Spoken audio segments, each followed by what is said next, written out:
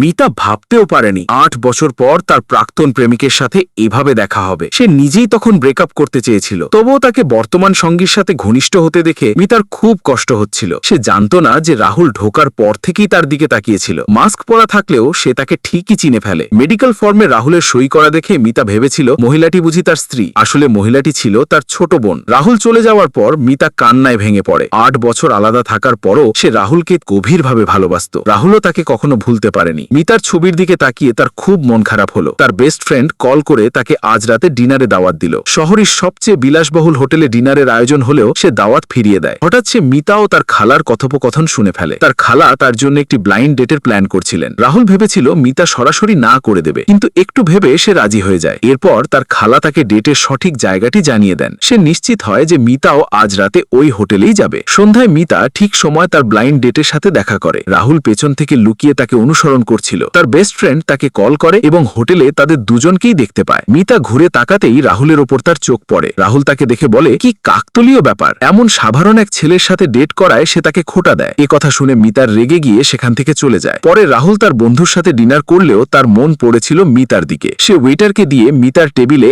এক বোতল দামি রেড ওয়াইন পাঠায়। ওয়াইন দেখে মিতা দারুণ চমকে যায়। রাহুলের আসল উদ্দেশ্য কি তা সে কিছুতেই বুঝতে পারছিল না। পরে সে রেস্টরুমের দিকে যেতেই দরজায় রাহুলের সাথে তার ধাক্কা লাগে। অন্যের অনুভূতি নিয়ে আবারও খেলা করায় রাহুল তাকে উপহাস করে। সে জানতে চায় এই নতুন সম্পর্কে সে কতদিন থাকার প্ল্যান করেছে। মিতা চলে যেতে চাইলে সে তাকে ধাক্কা দিয়ে দেয়ালে চেপে ধরে। মিতা তাকে নির্দিষ্ট দূরত্ব বজায় রাখার কথা মনে করিয়ে দেয়। মিতা দ্রুত রেস্টরুম থেকে বেরিয়ে যায়। সেখান থেকে বের হওয়ার পর তার ব্লাইন্ড ডেট তাকে বাড়ি পৌঁছে দিতে চায়। মিতা জানায় তার সাথে সম্পর্কে জড়ানোর কোনো ইচ্ছে তার নেই। হঠাৎ লোকটা হাত বাড়িয়ে তাকে জড়িয়ে ধরার চেষ্টা করে। ভাগ্যিস রাহুল ঠিক সময়ে এসে তাকে থামিয়ে দেয়। মিতা অবাক হয়ে তার দিকে স্থির দৃষ্টিতে তাকিয়ে থাকে।